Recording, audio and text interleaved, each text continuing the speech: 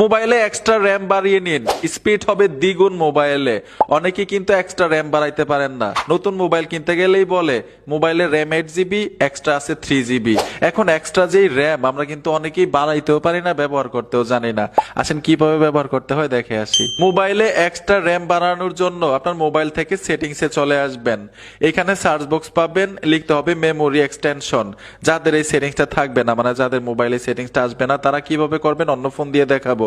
এখানে মেমোরি এক্সটেনশনের উপর টাচ করবেন, 4 জিবি, 6 জিবি, 8 জিবি, 12 জিবি পর্যন্ত দেওয়া।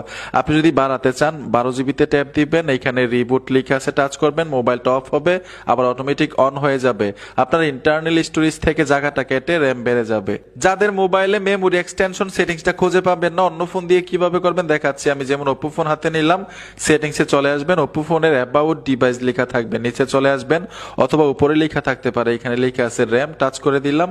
যদি আপনার 6 জিবি থাকে এখানে 8 জিবি করে দিবেন, ব্যাক বাটনে টাচ করবেন, আপনার ফোনটাকে রিবুট করে দিবেন, মানে রিস্টার্ট করে নেবেন। মোবাইলের র্যাম বেড়ে যাবে আর স্পিড হবে দ্বিগুণ। বন্ধুরা, ভিডিওটা দেখে যদি উপকার হয়ে থাকে অবশ্যই সাথে থাকবেন। দেখা হবে নতুন ভিডিওতে। আল্লাহ হাফেজ।